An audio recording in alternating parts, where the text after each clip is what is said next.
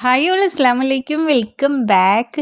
ഇന്നത്തെ വീഡിയോയിൽ നമ്മൾ തയ്യാറാക്കുന്നത് എല്ലാവർക്കും ഒരുപോലെ ഇഷ്ടമുള്ള ക്യാരറ്റ് ഉപ്പിലിട്ടതാണ്. ക്യാരറ്റ് ഉപ്പിലിടുമ്പോൾ പലരും നേരിടുന്ന ഒരു പ്രധാന പ്രശ്നമാണ് പെട്ടെന്ന് പൂപ്പൽ വരുന്നത്. എന്നാൽ ഒരു തുള്ളി പോലും പൂപ്പൽ വരാതെ മാസങ്ങളോളം എങ്ങനെ ഇത് കേടുവരാതെ സൂക്ഷിക്കാം എന്ന ടിപ്പും ഇന്നത്തെ വീഡിയോയിൽ ഞാൻ ഉൾപ്പെടുത്തിയിട്ടുണ്ട്. നമുക്ക് വീഡിയോയിലേക്ക് നേരെ പോയാലോ.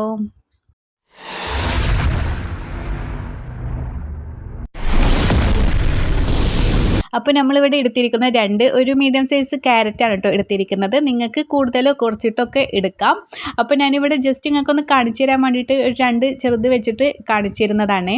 അപ്പോൾ നമുക്കിതിൻ്റെ തൊലിയൊക്കെ ഒന്ന് ജസ്റ്റ് ഒന്ന് ചുരണ്ടിക്കളയാം. ഇനി നമുക്കിത് നന്നായിട്ടൊന്ന് കഴുകിയതിന് ശേഷം ഇതിൻ്റെ ഈർപ്പൊക്കെ ഉണ്ടെങ്കിൽ നന്നായിട്ടൊന്ന് ഒരു ടിഷ്യൂ പേപ്പറോ അല്ലെങ്കിൽ ഒരു തുണിയോ കോട്ടൺ തുണിയൊക്കെ വെച്ചിട്ട് നമുക്ക് നന്നായിട്ട് തുടച്ചെടുക്കാം കേട്ടോ. വെള്ളത്തിൻ്റെ അംശം ഒരിക്കലും ഇതിൽ ഉണ്ടാവരുത്. എന്നാലേ ഉള്ളൂ നമുക്ക് നന്നായിട്ട് തന്നെ പെർഫെക്റ്റ് ആയിട്ട് നമ്മുടെ ഉപ്പിലിട്ട് നമ്മുടെ ക്യാരറ്റ് റെഡിയായി കിട്ടുക. ഇനി നമുക്കിത് ഏത് സൈസിലാണ് വേണമെങ്കിൽ കട്ടാക്കി എടുക്കാം. അപ്പോൾ ഞാനിവിടെ കുറച്ച് നീളത്തിലാണ് കേട്ടോ കട്ടാക്കി എടുക്കുന്നത്. നമുക്ക് കാണാനും കഴിക്കാനും ഒക്കെ ഒരു രസത്തിനും കാണാൻ ഒരു ഭംഗിക്കൊക്കെ വേണ്ടിയിട്ടാണ്. അപ്പോൾ നമുക്കിതാ ഇതുപോലെ കട്ടാക്കി എടുക്കാം. നമ്മുടെ മക്കളൊക്കെ ഇപ്പോൾ സ്കൂളിൽ പോകുന്ന ടൈമായല്ലോ, നമ്മുടെ സ്കൂളൊക്കെ തുറന്ന ടൈമല്ലേ. അപ്പോൾ സ്കൂളിൽ പോകുന്ന കുട്ടികൾക്ക് ചോറിനൊപ്പം വെക്കാൻ പറ്റിയ നല്ലൊരു സൈഡ് ഡിഷാണിത്. കടകളിൽ നിന്ന് വാങ്ങുന്ന അച്ചാറുകളെ അപേക്ഷിച്ച് നമുക്ക് വീട്ടിൽ തന്നെ ഇത് വൃത്തിയായി ഉണ്ടാക്കുന്നത് കൊണ്ട് ധൈര്യമായി കുട്ടികൾക്ക് നൽകാം. ഇത് ലഞ്ച് ബോക്സിൽ ഇരുന്നാലും ചീത്തയാവില്ല കേട്ടോ എന്ന പ്രത്യേകതയും ഉണ്ട്. ഇനി ഇതാ നമ്മളിതൊക്കെ കട്ടാക്കി എടുത്തിട്ടുണ്ട്. ഇനി നമുക്കിതാ ഒരു പ്ലേറ്റിലോട്ട് മാറ്റാം കേട്ടോ. ഇനി നമുക്കിതിലോട്ട് ഒരു ഗ്ലാസ് വെള്ളം നന്നായിട്ടൊന്ന് തിളപ്പിച്ചെടുക്കണം. അപ്പം നമുക്കൊരു പാത്രത്തിലോട്ട് ഒഴിച്ചു കൊടുക്കാം.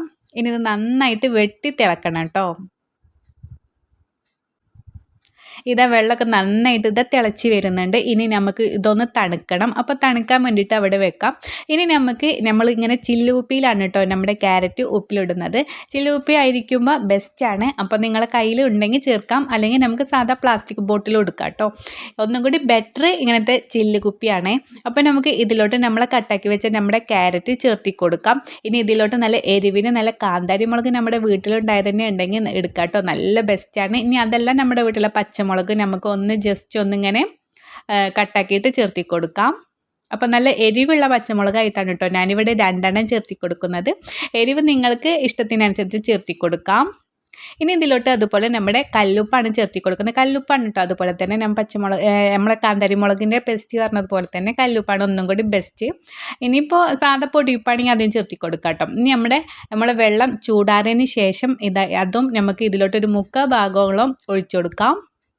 ഇനി നമ്മൾ കേടുവരാതിരിക്കാൻ വേണ്ടിയിട്ട് 2 ടീസ്പൂണോളം നമുക്ക് വിനാഗിരിയും കൂടി ചേർത്തി കൊടുക്കാം കേട്ടോ.